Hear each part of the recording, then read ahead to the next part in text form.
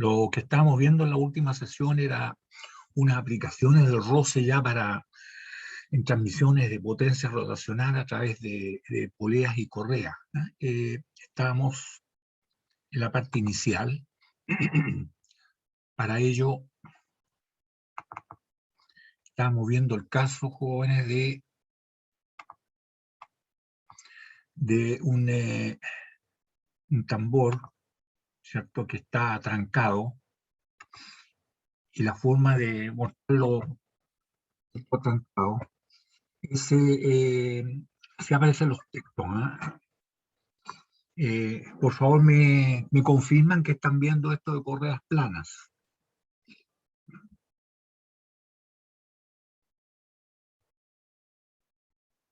¿Alguno que me pueda confirmar?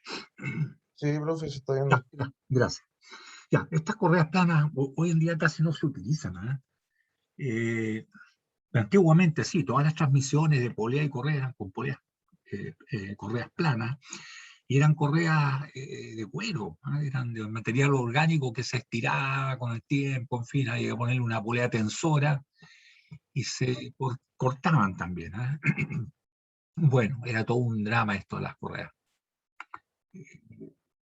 Hoy en día casi no existen estas y se transmite por correas en B, ¿eh? Correas de perfil trapezoidal. Bueno, en este caso, jóvenes, lo que queremos es lo siguiente. Ya no solamente correas, pueden ser cualquier banda flexible, y acá hay un tambor que está trancado, como les decía, y esta es la forma de representar lo que está trancado. Ahí no va a girar. Y de hecho en mecánica uno tranca así los ejes, ¿eh? Le coloca una pletina aquí en un sacado, de manera que ya es imposible que gire, y atornillado aquí y acá. Así que esta expresión, lo que está mostrado aquí, realmente existen elementos en la vida real.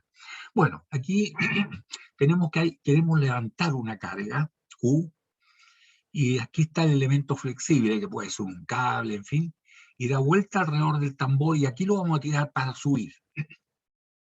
Si aquí no existiera roce, la tensión para levantar sería la misma que acá, que es Q, acá también habría que tirar con Q. Pero resulta que existe el roce aquí entre el elemento flexible y el tambor. Entonces, si existe el roce, aquí hay que hacer más fuerza que Q para poder levantarla. Por el contrario, ¿cierto? Si nosotros queremos evitar que esto caiga, o sea, el deslizamiento del elemento flexible va a ser para acá, aquí va a actuar el roce en sentido contrario, y aquí hay que hacer menos fuerza que Q para soportar que no se caiga.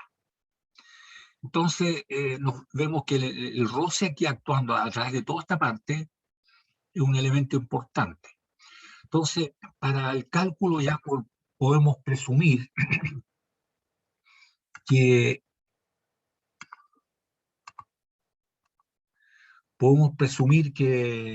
los elementos importantes acá serán el coeficiente roce, y lo otro es el ángulo de contacto entre los dos elementos, entre el elemento flexible, ¿cierto?, y el tambor. Parece este ángulo beta que aparece aquí, este es el ángulo de contacto. Recuerden bien, jóvenes, qué ángulo de contacto, porque por algún extraño motivo los alumnos interpretan el ángulo de no contacto, eso no tiene nada que ver, ¿eh? El ángulo de no contacto, donde no hay contacto entre los dos elementos que están involucrados, que es el elemento flexible y el tambor, este es el ángulo de no contacto. Este no, aquí no hay contacto, aquí no hay nada, pero aquí se produce el roce en el ángulo de contacto. Entonces nos damos cuenta que mientras más grande sea el coeficiente roce, por presunción, va a ser más grande la diferencia entre estas dos tensiones. Hay que hacer más fuerza aquí, ¿cierto?, para levantar esto y para vencer el roce. También lo mismo, para que no caiga, ¿cierto?, hay que hacer menos fuerza, ¿cierto?, si el roce es muy grande. Y lo otro que también podríamos pensar, que si esto en vez de estar aquí con este ángulo beta, está con uno que da varias veces vuelta, al final para sujetar esto podía sujetarlo uno con un dedo, ¿ah? Quiere decir que la carga es mucho menor que esta, ¿ah? Esos son conceptos que los podríamos inducir. Bueno, aquí tenemos que beta, entonces, el ángulo de contacto, mide el coeficiente de roce que existe entre los dos elementos, la banda flexible y el tambor. T sub S es la tensión menor y T sub L es la tensión mayor, que se supone que va a subir, esta es la mayor y esta es la menor. ¿Ya? En este caso, T sub S es igual a Q, que es la carga que está soportando. Bueno, ¿y cómo estudiamos esto? ¿Cómo encontramos la relación entre las tensiones? Vamos a hacer lo que sabemos hacer, el diagrama de cuerpo libre. Vamos a tomar un elementito acá de la banda flexible que está aquí, en un ángulo T, en una posición, un ángulo θ cualquiera, y un elemento infinitesimal, por lo tanto, el ángulo que forma, ¿cierto?, un dθ, el largo será r por dθ, ¿cierto? Ese es el largo. Entonces, si estudiamos este elementito, vamos a poder encontrar las relaciones entre las tensiones, entre la tensión mayor y la tensión menor. ¿Ya? Entonces, haciendo el diagrama de cuerpo libre, ahí tenemos el elemento ese que queda aquí, ¿cierto? Justo en este punto. El ratón, conseguimos un gato para atrapar al ratón. El elementito que está aquí, ahí está. Entonces, el ángulo que existe acá es un dθ, y vamos a tomar entonces las direcciones para la fuerza. Vamos a tomar la dirección tangencial, ¿cierto?, la que está aquí, y la dirección radial, o normal, que sería, ¿cierto? La dirección radial, que son perpendiculares entre sí. El radio es perpendicular, ¿cierto?, a la tangente en el punto. De manera que si nosotros tenemos que este es el ángulo θ, este es un dθ, este es un elemento infinitesimal, y aquí con respecto al medio es dθ medio y dθ medio, lo mismo que como esto es perpendicular, y la tangente siempre es perpendicular al radio, aquí es perpendicular, por lo tanto el ángulo que está acá también es dθ medio. Y aquí, perpendicular a este lado, también es dθ medio. Entonces en esto nosotros podríamos, bueno, ¿y cuáles son las fuerzas? Acá está la tensión menor, y acá está la tensión mayor en un elemento infinitesimal. Y este es más grande, por lo tanto es T más dt. Esto es lo que se incrementa. Acá aquí aparece la D fuerza normal. ¿Por qué D? Porque es la que ejerce el tambor perpendicular al elemento infinitesimal que hemos escogido, ¿cierto? ¿Ya? Y también aparece, si esto se va a deslizar hacia arriba, sería esto, ¿cierto?, para allá. El tambor ejerce una fuerza en rojo, ¿cierto? Primero una normal hacia afuera, que es radial, y también ejerce una fuerza contraria al movimiento. El movimiento va a ser para allá, para subir esto, por lo tanto la fuerza de roce es para acá. Y esta fuerza de roce va a ser igual a mi por dn. Eso es. Entonces, haciendo las ecuaciones de equilibrio para este elemento, sumatoria de fuerza en dirección radial igual a 0, y sumatoria de momento con respecto a O es igual a 0. Esas son las dos ecuaciones de equilibrio que podríamos plantear, ¿cierto? Diríamos entonces que sumatoria de momento con respecto a O igual a 0, tenemos que el momento, la tensión mayor que esté más de T, se encuentra a la distancia R, por lo tanto ese es el momento, y la tensión menor que esté nomás es igual a la tensión, el momento es menos R por T, y la fuerza de roce que también se encuentra a la distancia R es R por dF, las podemos identificar acá, ¿cierto? Ahí. Si ustedes se fijan, sumatoria de momento con respecto al punto O, que es este, el centro de la polea, tenemos que es R multiplicado por T más dt menos R multiplicado por T y menos R por dF. Esas son las ecuaciones que se han planteado. ¿Ya? Están. Ahora, sumatoria de fuerzas, pues sabemos, aquí al abrir esto, ¿cierto? Nos queda R por T positivo, R por T negativo, se van, y aquí nos queda R por dt menos R por dF, se simplifica por R y nos queda entonces finalmente que dt, el incremento de la tensión es igual a la dF, esa fuerza de roce que existe ahí entre el tambor y el elemento flexible. El incremento entonces, el incremento de la fuerza de la tensión, ¿cierto? Ese incremento que se ve aquí, en la tensión mayor, eso que está acá, es igual que df. ¿Ya? No se olviden que este es un elemento infinitesimal. ¿Ya? Bueno, ahora, cuando nosotros hacemos sumatoria de fuerza en dirección radial igual a cero, tenemos que la fuerza normal que hace el tambor sobre el elemento es en toda su extensión completa, ¿cierto? De n, pero tenemos que las dos tensiones son negativas, van hacia adentro. Por lo tanto, es T más de T, pero por seno del ángulo, de teta medio. El ángulo de teta medio es este ángulo, ¿cierto? Este que está aquí, ¿cierto? Este ángulo que está aquí es igual que la mitad de teta. ¿Por qué? Porque este lado es perpendicular a este, claro, la tangente es perpendicular al radio, y este otro lado, que también es tangente, ¿cierto? Este es tangente en el punto central, en el punto central. Pero acá, ¿cierto? Este es tangente, es perpendicular al radio, ¿cierto? Porque la tangente es perpendicular al radio, ¿cierto? Por lo tanto, tendríamos nosotros que, diríamos que T más de T, menos, ¿cierto? dn menos T más de T, eso multiplicado por el seno de teta medio, y menos T por seno de teta medio. Y no hay más, ¿cierto?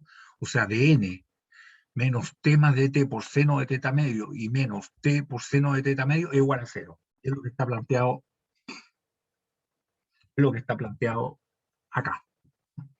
Pero aquí podríamos decir que ahí está ya ordenado, ¿cierto? Abierto el paréntesis multiplicado, acá nos queda 2 veces T por seno de teta medio, ahí está, y esta parte nos queda dt por seno de teta medio, ¿ya? Y aquí nosotros podríamos decir que primero, que el seno de un ángulo pequeño es igual que el ángulo pequeño en radianes, ¿cierto? Por lo tanto, esto es, en vez de seno, nos queda 2t por seno de teta medio, ¿ah? Perdón, por d teta medio, que se va al 2. Entonces nos queda t por d teta, ¿cierto? Y acá, ¿cierto? Nos queda dt multiplicado por d teta medio. Entonces, si nos damos cuenta, aquí hay dos cantidades infinitamente pequeñas de t y de teta, ¿cierto? Que son bastante pequeñas, por lo tanto se achican más y más encima dividido por 2. Entonces este término, jóvenes, en orden de magnitud, desaparece con respecto a los otros. El producto de dos cantidades infinitamente chicas, pequeñas, ¿ya? Y más encima dividido por 2. Entonces, ¿cómo nos queda? Nos queda solamente, ¿cierto? Para ángulos pequeños, seno igual al ángulo, ¿cierto?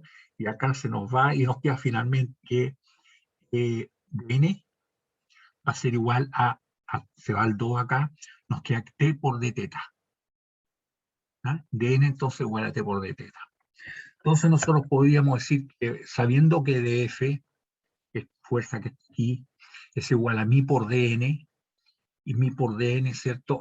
Y sabemos que eso es igual a dt, por lo tanto, ¿cierto? Tenemos que mi por dn es igual a dt. Nosotros podríamos hacer los arreglos correspondientes, saber que dt entonces va a ser igual a mi por dn, que es lo mismo que está acá, o sea mi, ¿cierto? Por t por d teta, ya que dn es igual a t por d teta. ¿Cómo nos queda finalmente? Esta misma expresión que aquí, nosotros podríamos dividir por t, nos queda dt partido por t, va a ser igual a mi por d teta. Y ahora nosotros debiéramos integrar esto, ¿cierto?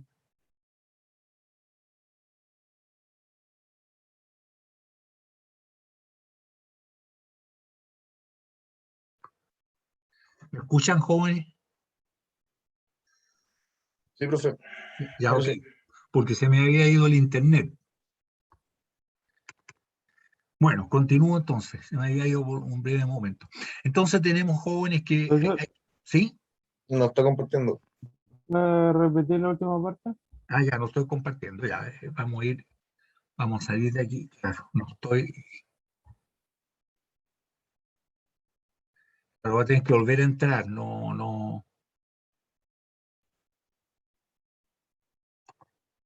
A ver...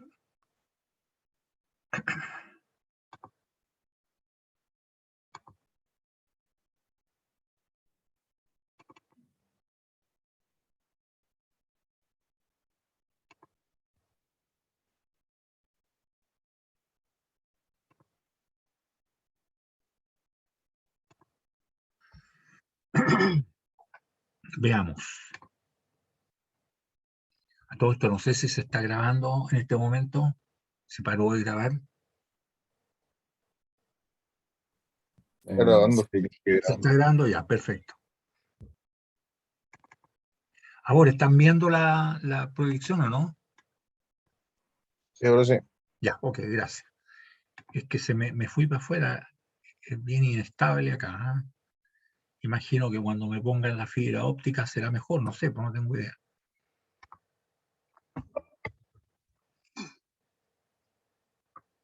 Ya, entonces estábamos jóvenes en la parte de la integración, ¿cierto? Y tenemos acá que la integral, entonces, de 1 de t partido por t es igual a, ¿cierto? Integral de esta, entre t sub s, la menor, y t sub l, y acá mi es constante, o sea, para afuera nos queda la integral de teta entre sus dos valores, que es 0 y beta, ¿cierto? 0 los dos extremos. Para t sub s es 0, para t sub l es beta. Entonces, esto es fácil. Integral de teta es teta, ¿cierto? Y reemplazado el valor es beta, es mi por beta. ¿Y esto? ¿Qué es lo que es esto?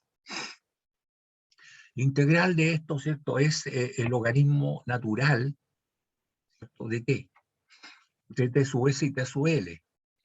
¿Qué significa eso? Significa logaritmo natural de t sub l partido por logaritmo partido por t sub s, ¿cierto? Y haciendo la operación al revés, entonces que t sub l partido por t sub s, ¿cierto? Porque eso es lo que tenemos acá, logaritmo natural de t sub l partido por t sub s, nos queda t sub l partido por t sub s es igual entonces a e elevado a mi beta. Vale decir, jóvenes, que esta expresión es importante porque eh, nos damos cuenta que la diferencia entre las dos tensiones, la tensión menor y la tensión mayor, se debe al coeficiente roce, correcto, eso lo presumíamos nosotros, que mientras más grande fuera el coeficiente roce, más grande iba a ser la diferencia entre estas dos tensiones, y al ángulo de contacto beta.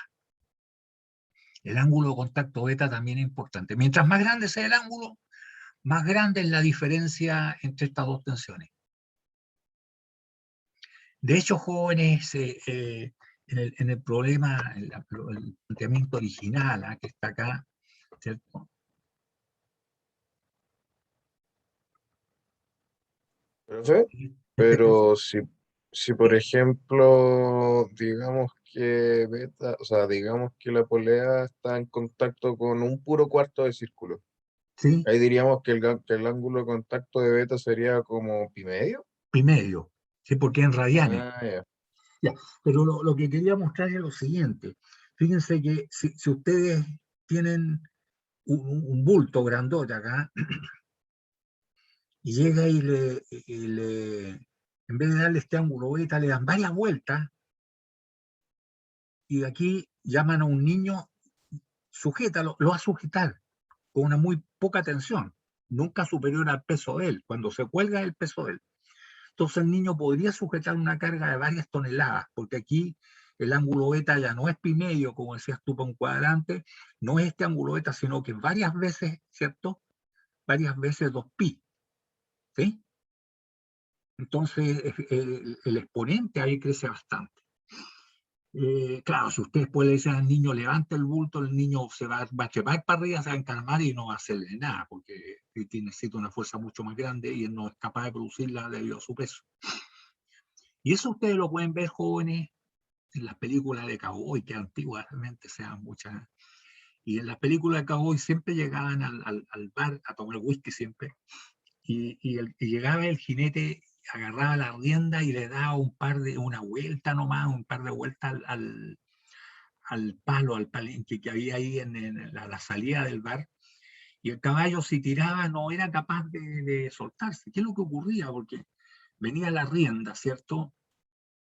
Y quedaba un trozo de rienda colgando, muy poco, pero el ángulo beta era grandote, entonces la fuerza que hacía el caballo tenía que ser bastante grande para poder vencer el roce. El puro roce, ¿cierto? No, claro, está en Estados Unidos, ¿cierto? Acá en Chile dejan el caballo así, se lo roban. ¿Eh? Y tampoco podía hacerle nudo ni colocarle cadena porque Normalmente tenía que salir arrancando rápido porque había tremendas peleas a balazo, ¿ya? Entonces uno puede ver cómo ahí actúa el coeficiente de Ross en esos casos, ¿ya? Interesante eso, que uno lo está ocupando esta cuestión, ¿eh? Mientras más grande sea el ángulo beta, más grande hace la diferencia, ¿ya? Y Ok. esto es lo que se utiliza para la transmisión de potencias rotacionales en correas y poleas, que eran correas planas, que eran de cuero, y en fin, pues la unían con una grampa en la unión y con un material sintético, ¿cierto? Se soltaban y había que estarla tensando con una polea tensora. De repente los viejos le echaban P Castilla para aumentar el coeficiente roce-mi, y esa P Castilla es la que se echan a los boxeadores en la zapatilla, en la planta de la zapatilla, ¿no? Hay una consulta, parece. Sí. Esta relación, eh, por ejemplo, si es que, como usted decía, digamos que ahora es el propio peso el que está actuando en contra del roce, ahí la relación sería que TL por L o μ por B es igual a TS, ¿no es cierto? O sea, como que Claro. A ver, TL es o igual sea, a... estoy hablando así como en el dibujo en el fondo. Ya. Aquí en este caso la tensión mayor, TS, que es la mayor, Ujú. es igual, TL, que es la mayor, es igual a TS por E elevado a mi beta. Mi el coeficiente roce entre el elemento flexible y el tambor, y beta en radianes, este ángulo que está aquí. ¿Ya? Claro, sí, pero ahora digamos, pero porque uno está tirando en TL, pero digamos Claro. ahora que es el propio peso el que tira hacia abajo. Ya, ok, pero ahí se cambian, ya ahora pasaría a ser este T sub L para bajar, y este Ah, pasaría a ya, ser T sub S. Se ya. cambia, Ujú. porque el movimiento empieza a ser para acá, por lo tanto el roce va para allá. ¿Quién le Ya. ayuda al que estás aguantando esto? Por eso que este sería T sub S y este sería T sub L, para aguantar que esto no caiga, no baje. Ahora, para subirlo, este es T sub L y este es T sub S. Cambian el sentido, ¿ya? Ujú. ¿Ya? Ya, Ok. Bien, ya. Y entonces, digamos, profe, no, cortito, y digamos, por ejemplo, que si es que le damos ya 3 vueltas a la polea, sí, sería entonces beta sería como varias veces pi, 6 pi, 6 pi. claro, varias veces Ya, pi. ya. De Ujú. eso ocurre, ¿ah? Fíjense que antiguamente los buques de altos miles de toneladas, qué sé yo, se acercaban al malecón, ¿ah? Y, y ¿cómo se acercaban? Hoy día ustedes ven que hay un remolcador que los empuja, qué sé yo, ¿cierto? De lado hasta que llegan ahí a quedar y ahí los amarran. Pero, ¿cómo se acercaban antiguamente? Llegaba el buque, tiraba un cable, la espía, y un viejo lo agarraba en el borde del malecón. Y el viejo empezaba, él no podía tirar el buque, ¿no es cierto? Entonces el viejo lo que veía hacía lo siguiente: cuando venía la marejada y traía el buque, él recogía cuerda. Pero cuando la marejada chocaba con la dársena, con el malecón, se devolvía el agua, y eso es lo que se llama la resaca.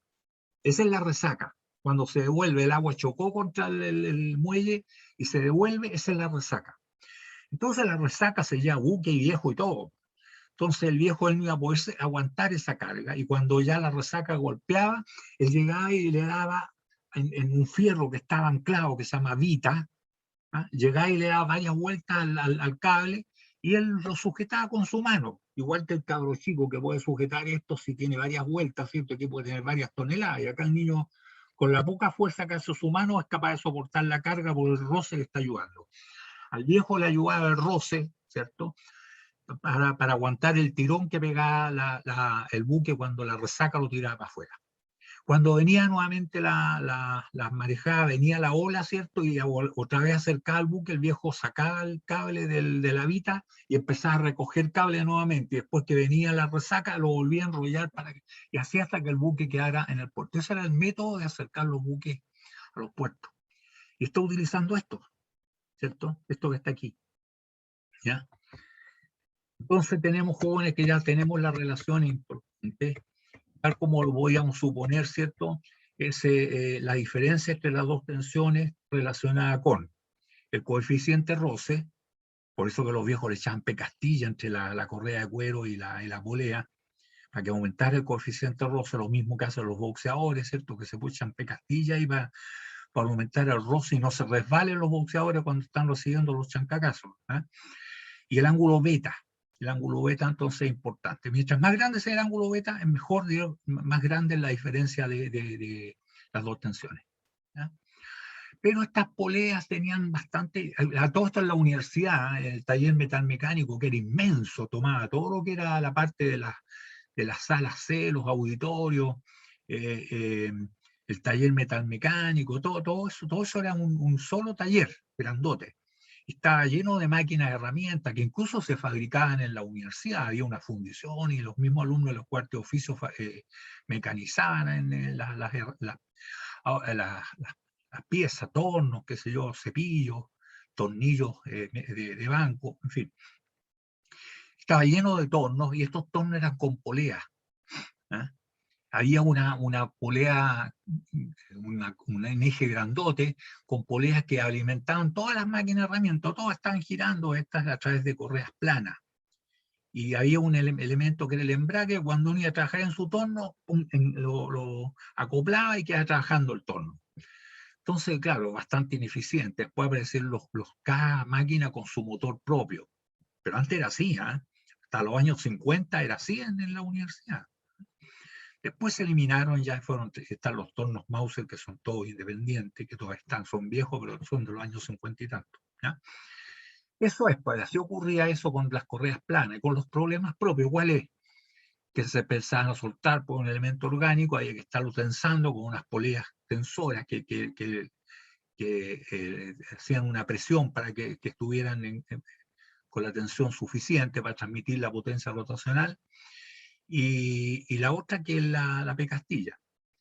Bueno, todos esos problemas, y también que no se podían transmitir grandes potencias. ¿Ah? Y ahí por eso mismo, ahí está, aquí tienen ustedes un motor, ¿cierto? Aquí está la polea y aquí hay una correa plana. Todavía se utilizan estos, pero en elementos de poca potencia, qué sé yo. ¿Ah? Ahí está la correa plana. ¿Ah? Y aquí está la polea y esta es la parte de la máquina. Aquí el motor le transmitía entonces a través, como un elemento flexible, transmitía la potencia rotacional. Esta es la polea conducida, la que lleva la carga. Este es el motor. Esa es la correa plana, pero se sacaron una ventaja mucho más grande, que son de caucho, con hilos por dentro, ya unos hilos de rayón o hilos de acero, ¿cierto? Y aquí se pueden utilizar varias correas, aquí no se pueden utilizar varias correas, porque eso no sale una polea terriblemente larga. ¿Ah? Y estas, ¿cierto?, son muy superiores. Hoy en día estas no se ven ya en aplicaciones industriales, se ve esto. Entonces nos interesa saber qué es lo que cambió aquí. Lógicamente aquí el cambio principalmente es que el punto de contacto y donde actúa el roce en esto que es un manto cilíndrico, acá no es un manto cilíndrico, ¿eh? Porque son las correas en B, por los flancos de la correa donde trabaja.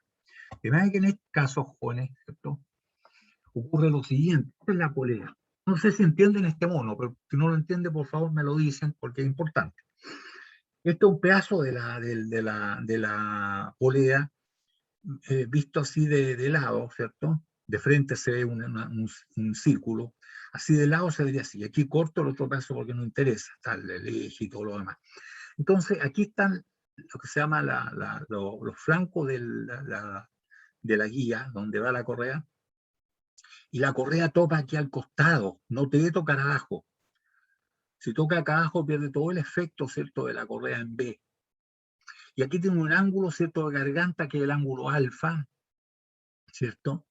Y aquí lo interesante es que en el otro caso la normal era radial para afuera, aquí no es radial, actúa por los costados, aquí actúa por este lado y por este otro lado, ¿cierto? Esta es la normal. O sea, para el caso de lo que desarrollamos, aquí sería DN1 por un lado y DN2 por el otro lado, que tienen que ser iguales, ¿cierto? Porque si fueran distintas las normales, la correa se arrancaría por los costados, no, pues está en este eje, que es el eje axial aquí, está en equilibrio, por lo tanto tienen que ser iguales. Entonces, la normal sería 2 veces, ¿cierto?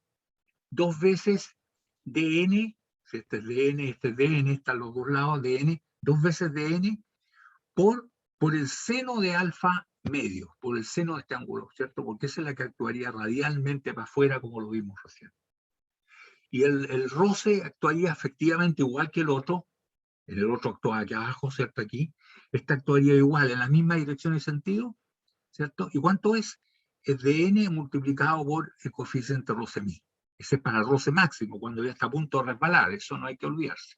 Entonces, esta expresión, ¿en qué nos cambia? Nos cambia por este seno. Y cuando nosotros hacemos toda la sumatoria de fuerza en dirección X, ahí nos dice que las dos normales tienen que ser iguales, ¿cierto? Esta tiene que ser igual que este otro, si este el eje X.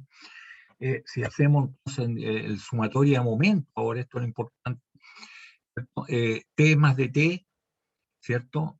T más de T, las tensiones, multiplicada por R, sí, está bien, menos T por R, ¿cierto? Que es la tensión menor, esta es la mayor, esta es la menor, y aquí es en mi, dos veces porque está aquí la fuerza roce y está acá, dos veces mi por dn y por r. Ahora lo que tenemos es que el dn es distinto, ¿cierto? Y eso nos queda multiplicado por el seno, tal como de alfa medios. De manera que esta expresión, siguiendo igual el mismo desarrollo que vimos delante, nos queda 2 de n seno de alfa medio menos t por seno de teta medio y menos t más de t por seno de teta medio. ¿Ah? Y esto nuevamente nos queda tal como lo vimos delante. Decíamos, ¿cierto? Los productos de dos cantidades infinitamente pequeñas. Tenemos dt por d teta y medio tiende a cero, ¿cierto? El orden de magnitud. Por lo tanto, nos queda entonces que dn es igual a t de teta partido por 2 seno de alfa medio. Esto no apareció en antes. Si ahora, ¿cierto? Reemplazamos el dn, ¿cierto? El dn lo reemplazamos por dt o por t, nos queda que esto es igual a mi de teta partido por seno de alfa medio, haciendo la misma operación, ¿cierto? Integramos el logaritmo natural de t sub l menos el logaritmo natural de t sub s, y eso es el logaritmo natural de t sub l partido por t sub s. Hacemos la operación al revés, ¿cierto? Y lo que nos queda entonces finalmente que t sub l es igual a t sub s, t elevado a mi beta, igual que en antes, pero dividido el exponente por seno de alfa medio. Como el seno siempre es menor que 1, cuando ustedes dividen una cantidad, el exponente lo dividen por algo menor que 1, crece. Y si crece el exponente, crece la diferencia entre t sub s y t sub l. Ahí está la gran ventaja, la gran diferencia que hay entre las correas en B o trapezoidales y las correas planas. Ahí está, que se divide el exponente, esto está dividido el exponente por seno de alfa medio. Alfa más o menos son el orden de cambia de acuerdo al tamaño, la polea, el diámetro, en fin, pero alrededor de 38 grados, eso traducido a radianes, ¿cierto? Tendría que y dividido por 2. Y dividido por 2. Entonces eso es la diferencia que tenemos. Y cuando las correas se gastan, joven, esto ya es práctico, cuestión técnica, cuando se gastan y esta parte ya llega a tocar acá abajo, se transforma en una vulgar polea plana. De hecho, esta misma expresión la podríamos ocupar para una polea plana, donde el ángulo alfa, por favor sigan acá, es como si nosotros empezáramos a abrir alfa y al final alfa es igual a pi. Nos queda que alfa es igual a pi cuando queda tocando acá abajo. Queda así, ¿cierto? Esto, el alfa es igual a pi. Y aquí ustedes se dan cuenta, si alfa es igual a pi, aquí nos queda seno de pi medios. Y seno de pi medio igual a 1, y ahí nos queda la expresión que nosotros llegamos acá. O sea, nosotros podríamos decir la correa plana es esta que está acá, esta expresión, esta es la misma que la correa en B, cuando el ángulo de contacto, perdón, no de contacto, el ángulo de la garganta es igual a pi extendido. Y eso se hace igual a 1 y nos aparece esta ecuación. ¿Sí? Entonces podríamos decir que La polea plana es un caso especial de correas en B, ¿cierto? Donde el ángulo viene siendo pi, ¿ya? Las correas trapezoidales. Y estas permiten, jóvenes que no permitían estas, colocar más correas para aumentar el torque que nosotros podemos transmitir desde la polea motriz, la que va con el motor, o con los reductores, qué sé yo, a la polea conducida, la que mueve la carga. En la gran minería yo he visto juegos de 12 correas. O sea, la polea con altas gargantas, y 12 correas. ¿Ya? Y bueno, con todos los problemas que pueden haber, porque algunas se gastan más, otras menos, empiezan a chicotear, molestan. En los casos cuando hay alguna que molesta, más vale la pena sacarla. ¿Ya? Trabaja mejor que con una puesta, pero que está metiendo ruido al sistema. ¿Ya? Emite vibraciones, qué sé yo, entonces conviene sacarla. Y las correas jóvenes se cambian todas porque para que queden con la misma tensión. ¿Eh? Y jamás se meten con el atornillador, esa cuestión, por favor. Se acercan los ejes, se acercan los dos ejes, colocan los dos ejes entre las dos aquí, está. Se acercan estos ejes, este eje, con este otro eje, se colocan las correas y después se aleja normalmente el motor, el que se mueve. El motor se mueve porque el otro es la máquina, ¿cierto? Y se va alejando aquí hacia afuera. Hay unos tornillitos especiales que le permiten ir corriendo los descansos del eje hacia afuera para tensar las correas. ¿Ya? Esa es la forma en que se opera y técnicamente para no, pero jamás con el atornillado, porque ahí pasan el límite elástico de las correas y bueno, ya se acabó, hasta ahí nomás, hasta ahí nomás sería la vía útil. ¿No? Aquí podemos ver, jóvenes, un ejercicio como en la transmisión por correa y polea en B, con ángulo igual a 38 grados, el ángulo de la garganta, piden determinar el momento máximo que puede transmitir el motor de 200 HP a 1480 RPM. Ellos siempre he dicho, esos son 1500, pero por eso que le llaman el deslizamiento, ¿cierto? Es un poquitito menor. Esa es la situación. ¿Ya? Acá tenemos el eje motor y la polea motriz, ¿cierto? Y aquí está el momento motriz. Y acá está, la carga no quiere que la mueven, déjenme tranquilo. Entonces lo obliga la correa, ¿cierto?, a girar para allá, así, ¿cierto? Por lo tanto, no quiere que la mueva, está ejerciendo un momento para allá. Este es el momento de la carga. La carga es opuesto al movimiento, ¿cierto? Entonces tenemos, jóvenes, que hay dos. Normalmente el eje, la polea, aquí estamos marcando la distancia hasta el centro de la garganta. Estos 300 milímetros, estos 600 milímetros. Normalmente la polea motriz es más chica, que significa que hay reducción. Si esta es la mitad del diámetro de este va a girar, ¿cierto?, con la velocidad que gira ¿cierto?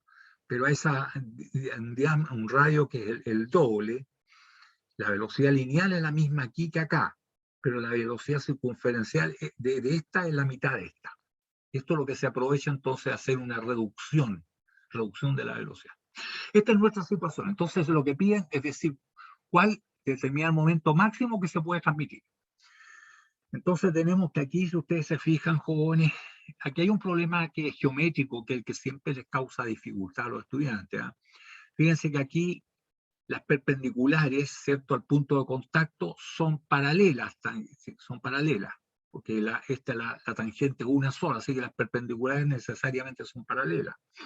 Si son paralelas, este angulito que hay aquí es igual que el ángulo que hay acá. Y nos damos cuenta que aquí el ángulo beta de la polea motriz es pi menos 2 veces este angulito. En cambio acá en la conducida, ¿cierto?, es pi más 2 veces, más este y este otro. Entonces el ángulo es más chico aquí. Entonces yo le hago la pregunta, ¿dónde hay posibilidades, jóvenes, de que deslice la correa? ¿En la polea motriz o en la polea conducida?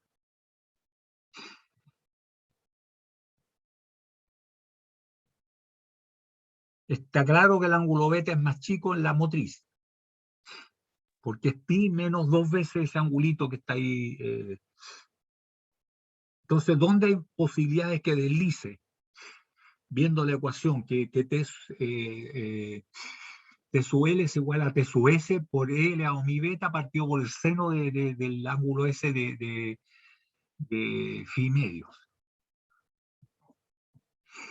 ¿Dónde habría posibilidad que deslicen, que es el que limita, porque esa ecuación es del roce máximo, ya cuando está a punto de deslizar? No trabajan así las poleas, no trabajan a punto de deslizar. ¿Dónde habría más posibilidades, jóvenes, de que empiece a resbalar? ¿En la polea motriz o en la polea conducida?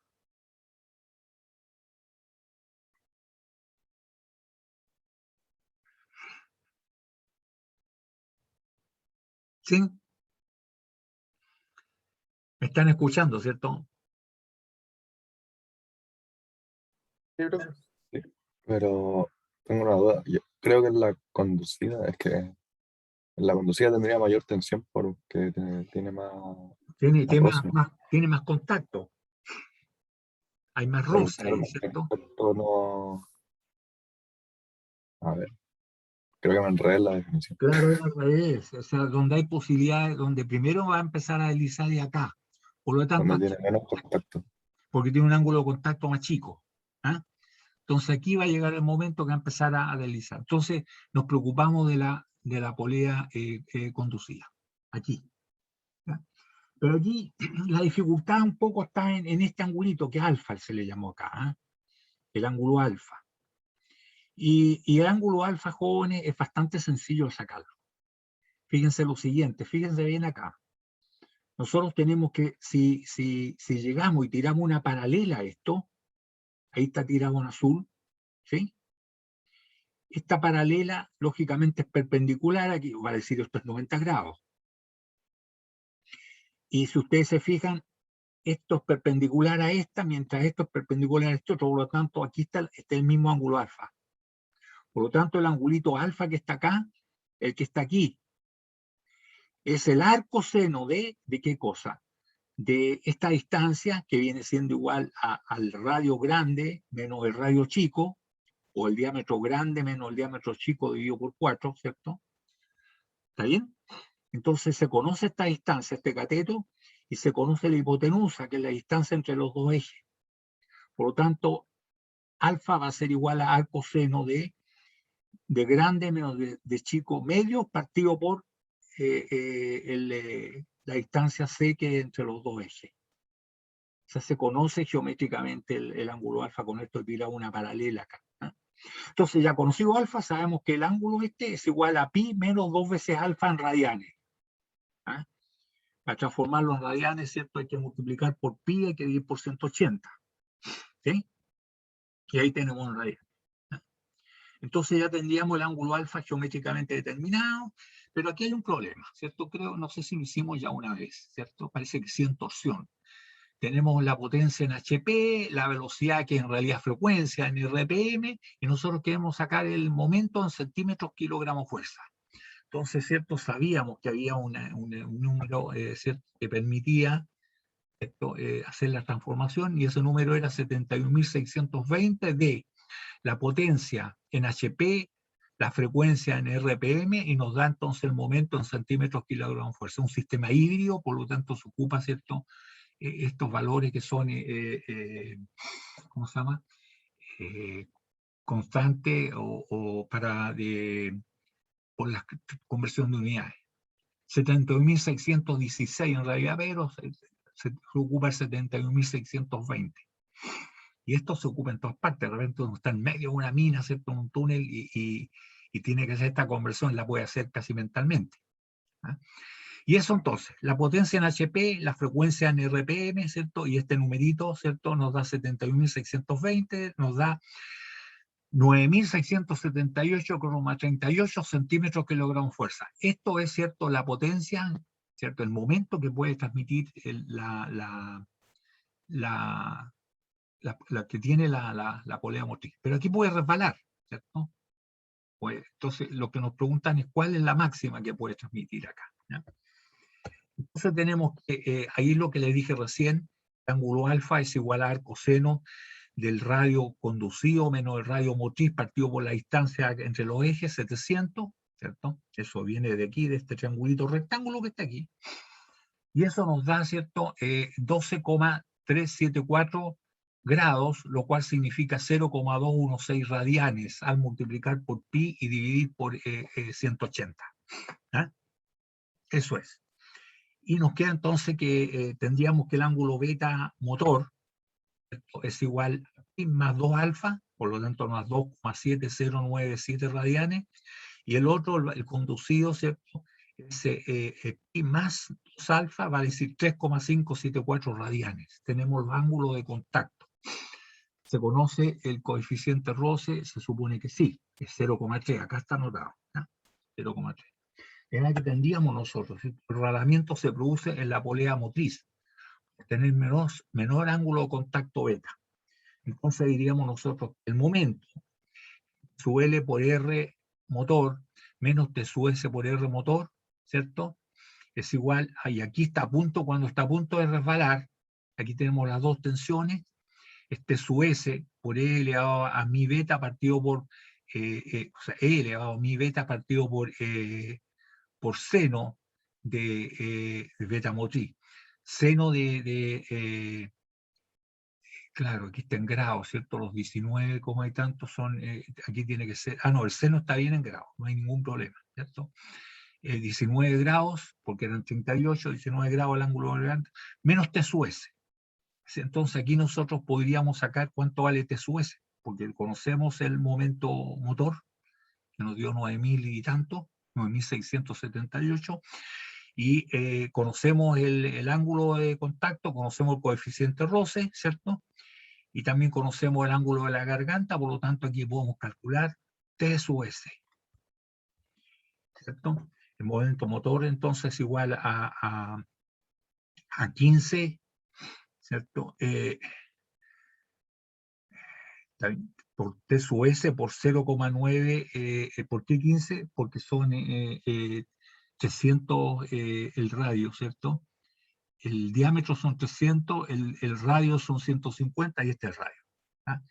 El radio motor son 15 centímetros, porque esto estaba en centímetros. Y aquí nos queda entonces, como aquí hay una resta, ¿cierto? Nos queda finalmente, y nos sale que su S, ¿cierto?, va a ser igual a 76,89 kilogramos fuerza. ¿Ya? Tenemos T sub S y también tenemos T sub L, ¿no? T sub L es igual, ¿cierto? Aquí está. T sub L es igual a T sub S por L a mi beta partido por y eso nos da 722,12 kilogramos fuerza. Por lo tanto, acá en la polea conducida, ¿cierto?, que no, aquí no se va a resbalar porque el ángulo es más grande, tenemos que el momento que se puede transmitir es la resta de estos dos multiplicado por el radio, y el radio en este caso son 30 centímetros. ¿Ah? Y tendríamos, ahí están los 30 centímetros, ahí está la diferencia de las dos tensiones, la tensión aquí debe ser que igual que la tensión acá. Por lo tanto, el momento que se puede transmitir aquí en esta polea, no acá, acá, ¿cierto? Pensando que esta está a punto de resbalar acá, ese va a ser igual a 19.356 centímetros kilogramos fuerza. Esa es entonces la pregunta, ¿cuál es el máximo momento que se puede transmitir? Se transmitir aquí, ese es el momento. ¿Y quién lo limita? La polea motriz, que está a punto de resbalar la correa. Lógicamente no llegan a trabajar a ese nivel, ¿eh? Hay una limitación con la tensión de la correa, ¿cierto? No puede, la tensión no puede ser más grande de un cierto valor, porque como todo elemento físico tiene una resistencia a la atracción, pues si no se va a romper, ¿no? Entonces aquí hay un problema interesante, jóvenes, donde hay muchas cosas involucradas, por lo tanto deben de haber muchas dudas.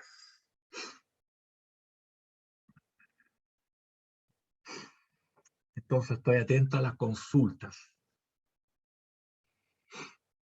Nos entregan la potencia al motor, 200 HP, acá está el motor, ¿ah? Es bastante técnico este problema. Aquí está la potencia del motor, nos entregan el diámetro de la polea motriz, nos entregan el diámetro de la polea conducida, nos entregan el ángulo de la garganta, ¿cierto? Nos entregan la distancia entre los ejes, ¿cierto? Entonces nosotros con estos datos podemos calcular el momento que puede transmitir esta, ¿cierto? Y podemos calcular, ¿cierto?, las tensiones para ese momento, para que no resbale esto, justo para que no resbale, justo. Entonces, teniendo la tensión T sub L y T sub S está acá abajo, T sub S está acá arriba, ¿cierto? Porque si este gira para allá, está tirando a este, aquí abajo donde está la tensión mayor y acá está la tensión menor. Entonces, teniendo la tensión menor y la tensión mayor, nosotros podemos saber, y ya sabemos que aquí no va a resbalar, podemos saber entonces cuál es el momento que se puede transmitir a la carga. ¿Ah? La parte geométrica la podemos solucionar sabiendo la distancia entre los dos centros, sabiendo los radios, ¿cierto? O los diámetros de las dos poleas, ¿cierto? Nosotros podemos calcular entonces el ángulo alfa, y el ángulo alfa nos permite calcular los ángulos beta, el beta motor, que es pi menos 2 veces alfa, y el beta del conducido es pi más 2 veces alfa, tal como se ve en el dibujo. Consulta, muchachos.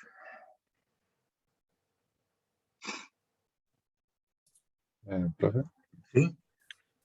¿por qué M sub C apunta hacia arriba? ¿Cuál? ¿El M sub C? Sí. Ya, convengamos que la carga es floja, no quiere moverse. Es obligada a moverse por el motor. ¿Está claro eso? Si no, no necesitaríamos motor para hacer trabajo, para moverse. Ok, el motor gira así. Y este es el momento, gira el N, la velocidad es para allá, y el momento que hace es para allá. Si es para allá, ¿cierto? La tensión mayor es esta, y la tensión menor es esta, ¿cierto? El motor gira así, por el roce esta hace la tensión mayor, y esta va a quedar tirante acá abajo, y acá va a quedar suelto.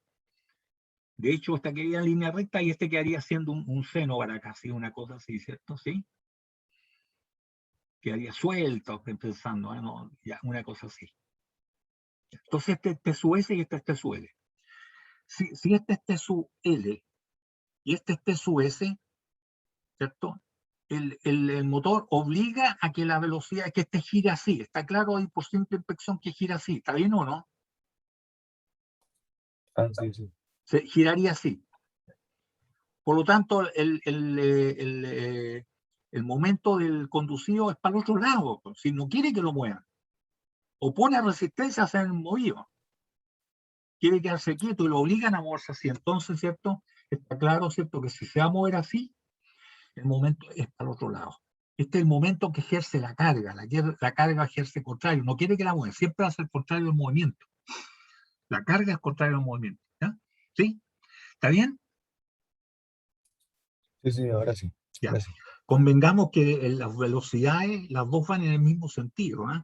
Este se mueve así y esta también se mueve así. ¿Cierto? Así se mueve esta polea. Pero el momento que ejerce, ¿cierto?, la carga es para allá, no quiere que la muevan, ¿ah? Déjenme tranquila, lo obligan a moverse así. ¿Ya? Entonces aquí al revés, ¿ya? ¿Está bien? Bien, pues ahí lo hemos logrado resolver este problema, jóvenes, que yo diría a los estudiantes le causa más dificultad la parte geométrica, y ustedes se dan cuenta que la parte geométrica no es tan complicada. ¿Ah? Profe, ¿Sí? en el cálculo de MC, ¿por qué multiplicó por 30? Ah, porque estamos en la polea conducida, MC. Y aquí tenemos que, esta es la tensión mayor, T sub L, esta es la tensión menor, T sub S, por lo tanto será multiplicado por el radio, y el radio son 300 milímetros, vale decir 30 centímetros. No te olvides que estamos trabajando para centímetros, kilogramos fuerza. Entonces estos 30 son de radio, centímetros de radio, de la polea conducida. Esta. Entonces serían T sub L multiplicado por 30 menos T sub S multiplicado por 30. Ahí está. T sub L menos T sub S multiplicado por 30. Este es el momento, entonces, este momento M sub C. ¿Ah? Ah, ¿Está ya, bien? profe. Sí, sí, muchas gracias. Ok.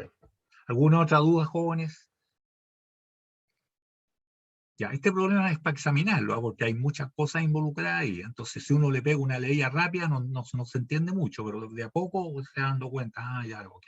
¿Ah? Bien, tenemos nosotros jóvenes que también existe otra suerte de roce. Esa transmisión de polea está muy bien, a eso se ocupa bastante, ¿ah? Que tengan ustedes conocimiento. Desde luego que no se llega al punto donde de la transmisión que T sub L es igual a T sub S por L a mi beta partido por seno de phi medio, del ángulo de la garganta medio, porque eso significaría que la polea está a punto de resbalar, a ese nivel no llega. Así que esa sería la máxima ya cuando está a punto de resbalar, ¿ya? Bien, pues ahora, ¿qué es lo que ocurre acá, jóvenes? Ustedes tienen un elemento, imagínense que es cilíndrico, sigue para allá, a eternum para allá, ¿cierto? Y nosotros lo estamos cargando en la parte frontal contra un piso, ¿cierto? Lo cargamos, ya que hay un cierto roce entre el elemento y el piso. Entonces aquí la idea es, conociendo la geometría, que es un círculo, cuál será el momento necesario para vencer el roce y que eso empieza a girar. Empieza a girar. Entonces nos damos cuenta nuevamente, mira, que esto dependerá, este momento dependerá del coeficiente roce. Claro que depende del coeficiente roce, ¿cierto? Pero también depende de la fuerza normal. Pues, mientras más grande sea esta fuerza, ¿cierto? Más grande va a ser el momento, más va a costar. Mientras más cargamos esto, más cuesta girar esta cuestión. ¿Ya? Nos damos cuenta de eso. Entonces, ¿cómo estudiar esto? Podemos ver acá abajo, podemos ver un elemento de área infinitesimal. Digamos que este es un área anular, es un anillo, porque tiene un diámetro grande y un diámetro chico. Aquí hay una perforación, no hay nada, lógicamente de alguna manera se aplica la fuerza, no está pasando por el aire, ¿no? Y carga este. Esto es lo que le llaman en mecánica una bocina, ¿no? Entonces, aquí es donde se produce el roce. Pero como este quiere girar solamente, aquí si tomamos un elemento de área, y ese área la multiplicamos por la normal, la dividimos por el área, tenemos la presión. O si tenemos la presión acá en todo esto, podríamos multiplicar la presión por el área y tenemos la normal, la D normal. Esta D normal que hay aquí es igual a la presión, suponiendo que la presión es constante, multiplicada por el de área. Y el área es un área chiquitita que está comprendida entre un de teta y un ρ, que sería el radio variable, ¿cierto? Entre R interior y R exterior. Ya que aquí nosotros podríamos decir que si multiplicamos la presión, la multiplicamos por el de área, vamos a tener la D normal, y si multiplicamos la D normal por el coeficiente roce que existe entre esta bocina y el piso, vamos a tener la fuerza esta de roce que está en rojo, y si multiplicamos la fuerza de rojo por el radio, que es un radio variable ρ, vamos a tener un D momento, y si sumamos los D momentos desde el radio chico hasta el radio grande, vamos a tener este momento necesario para hacer girar esta pieza cuando está sometida a una fuerza axial P. Esa es la idea.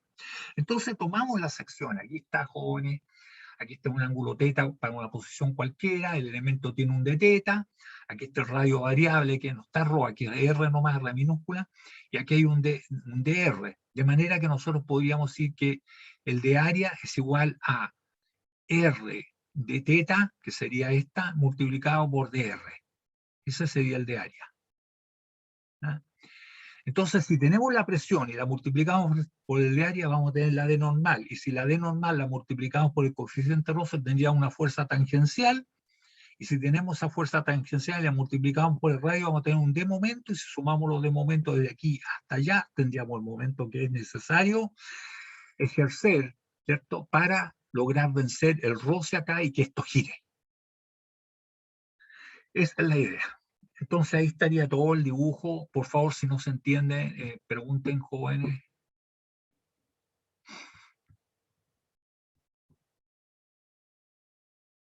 Ya, ok, seguimos adelante entonces. Tenemos aquí, así se vería esto. Esto que está, podríamos decir, mira, aquí está la pieza que es cilíndrico, tiene un radio más chico, que es, no importa que no pase para el otro lado, muchas veces sirve de centro cuando uno fabrica la pieza en el torno, así que ahí estaría, que es un radio menor y este es el radio interior y este es el exterior, el de afuera. Aquí está la fuerza P, este es el momento que nosotros queremos calcular, ¿cierto? Que está aquí, ese. Y aquí está el coeficiente Ross actuando allí. ¿Ah? Entonces, pivote le llaman a esto. Entonces queremos calcular esto. Y eso ya con todo lo que vimos es relativamente sencillo. Tenemos que si suponemos que la presión es constante en toda la sección, va a ser igual a la fuerza P partido por el área anular, y el área anular es pi por R2 al cuadrado menos R1 al cuadrado, ¿cierto? Esto es la presión. Si ahora la presión la multiplicamos, sabemos que el área es la base, R por d teta, por la altura que sería de R, ¿cierto? Porque en el límite, ¿cierto? Esto viene siendo un rectángulo. Entonces nosotros podríamos decir que la D normal es igual a la presión por el de área, esta es la presión, ahí está, y el de área es R por d teta y por dr. Y ahora esto, ¿cierto? El momento sería R por df, pero R es igual a la fuerza, ¿cierto? La fuerza, el de roce, es de N multiplicada por mi, ahí está el mi, multiplicado por P, por este R, ¿cierto? Por d teta y por R, y esto partido por la presión, ¿cierto? Por lo tanto, ya sería esta expresión que está acá, y diríamos entonces que ya teniendo la expresión, sería cuestión de, sabiendo que df es igual a mi por dn, ¿cierto? Mi por dn, entonces nos queda mi por p, por r de teta de r, partido por, claro, aquí hay un r, está al cuadrado, está de más, ¿eh? No tenía dónde salir, era r nomás. ¿Eh? El pi, mi por p, por r de teta de r, partido por pi, r2 al cuadrado menos r1 al cuadrado. Si integramos esto, integramos entre 0 y 2pi, una vuelta completa, y entre R1 y R2, ¿cierto? Integramos primero entre 0 y 2pi, o aquí se integró primero, está bien. Ah, no, ahí está la expresión, acá está la integración. Entonces, primero, al integrarlo, ¿cierto? Nos queda el R cuadrado, nos queda R cubo, ¿cierto? R2 al cubo y con los límites, R1, R2, R2 al cubo menos R1 al cubo, y el 3 aparece acá abajo, ¿cierto? Al integrar. Y ahora en el integral del ángulo, el ángulo de teta, ¿cierto? Entre 0 y 2pi, nos queda esto, ¿cierto? Multiplicado por, se nos va el pi, se simplifica el pi, y nos queda 2/3 de mi por p, porque esto no depende, el mi ni p dependen, y aquí nos queda R2 al cubo menos R1 al cubo partido por R2 al cuadrado menos R1 al cuadrado. Se puede todavía mononar un poco más esto, pero aquí me gusta más cómo está la expresión así. ¿Eh?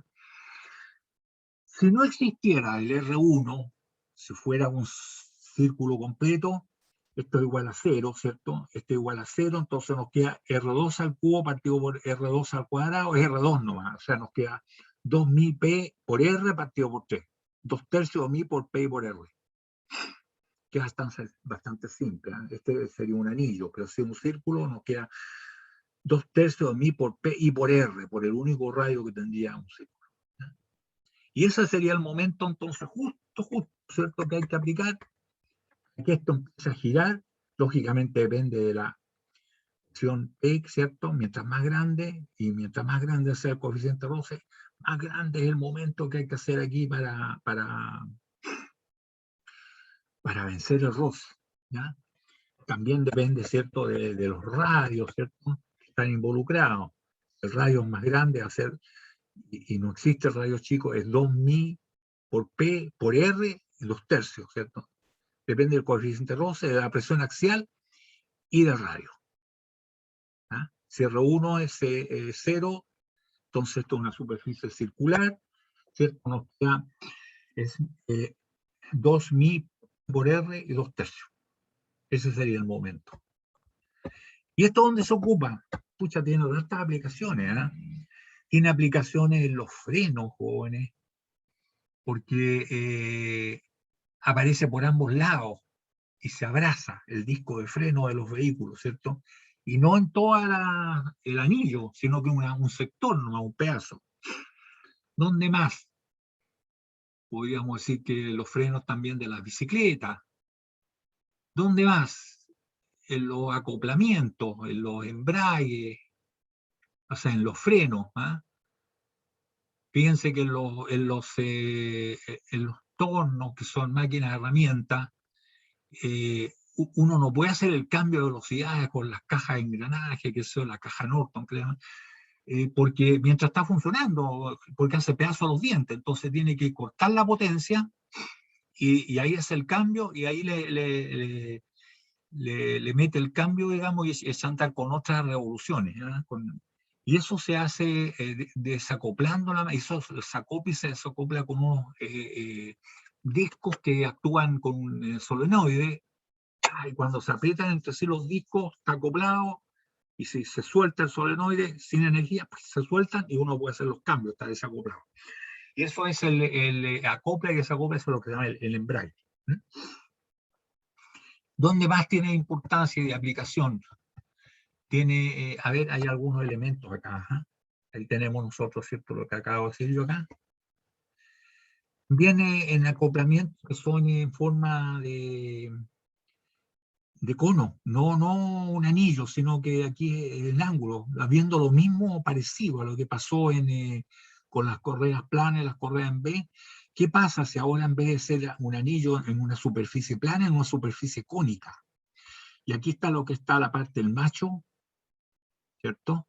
Y aquí está la parte, ¿cierto?, la hembra, que es un cono al revés, ¿cierto?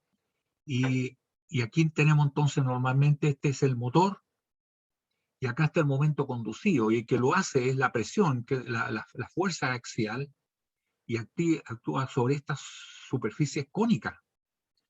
Entonces la normal aquí, a diferencia del otro, aquí también es normal, pero normal a algo que ya está en ángulo, el ángulo del cono. Entonces tenemos aquí que el ángulo es el ángulo alfa, que es la mitad, aquí es este ángulo, ¿cierto? El que está aquí, ¿ya? Dependiendo del cono. Entonces tendríamos nosotros que cuando existen, aquí pasa lo mismo que con las correas planas y las correas en B. Aquí se transmite mucho mejor, con menor fuerza. ¿Ah? Y uno desarrollando esto acá, jóvenes, de la misma manera, ¿cierto?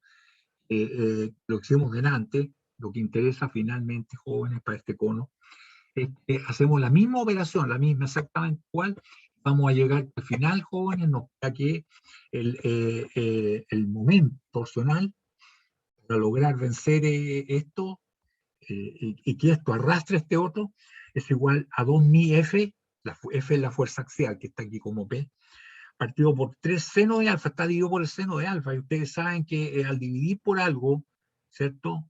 Por el seno de algo, el seno siempre es menor que 1, ¿cierto? Y mientras más chico el seno, al dividir algo por algo muy chico, crece. O sea que crece el momento torsional mientras más chico sea el seno de alfa. O sea, mientras más agudo sean estos jóvenes, con la misma fuerza P podemos transmitir mayor momento torsional. Y aquí nos queda lo mismo, R2 al cubo menos R1 al cubo partido R2 al cuadrado menos R1 al cuadrado. O sea, la diferencia entre esto y la otro es solamente que esto está dividido por el seno de alfa. Y lo mismo podríamos haber planteado, oiga, entonces cuando alfa es igual a pi, esto es plano y nos queda lo mismo que antes. Veamos, si es pi, ¿cierto? Alfa medio, dice aquí, ¿cierto? Perdón, alfa. Sí, es el ángulo medio, porque aquí está, ¿cierto? Está en este angulito. Este alfa. O sea, cuando el ángulo de contacto este es pi, alfa es pi medio. Es pi medio. Por lo tanto, seno de pi medio 1 y nos queda el otro caso, tal como lo desarrollamos antes. Eso significa que mientras más chico sea el ángulo, más grande va a ser el momento torsional que podemos transmitir con el mismo coeficiente Russell, con los mismos radios y con la misma fuerza. ¿Cierto? Entonces, una ventaja, alguien podría ser astuto y decir, oiga, dejemos alfa igual a 0, vamos a transmitir un momento infinitamente grande. No, porque si alfa es igual a 0, esto queda absolutamente un cilindro, jóvenes. Entonces ahí ya no habría presión, esto pasaría nomás de largo para allá. ¿Ya? Entonces no se puede, ese es un chiste, no sirve.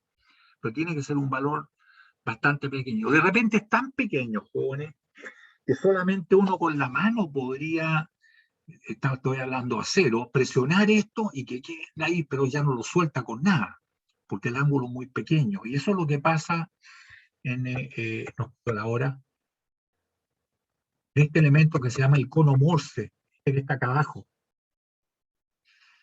El cono Morse tiene un ángulo bastante pequeño, entonces cuando ustedes quieren las brocas grandotas, más de media pulgada, ¿cierto?, que son capaces los taladros chicos, esos que venden los chinos, que lo venden son re baratos en los supermercados, que tienen 3 perros, eso ya no sirven para brocas más grandes, para brocas de 1 pulgada, 25 milímetros, que se ya necesitan esto, y en las máquinas vienen con este cono para que uno los ensamble, los ajuste, y solamente con la presión de la mano es capaz, jóvenes, de generar una fuerza normal tan grande que la fuerza rosa es capaz de arrastrar al otro elemento y poder perforar, fresar, en fin, en la máquina de herramientas sin que se suelte. Continuamos en la próxima sesión, jóvenes. Aquí hay algunas aplicaciones que las vamos a ver más en detalle en la siguiente sesión, ¿cierto? Y lo otro que vamos a ver es el roce rodante, que también es interesante, bastante interesante el roce rodante. Lo veríamos en la próxima sesión. ¿Alguna consulta con respecto a esto?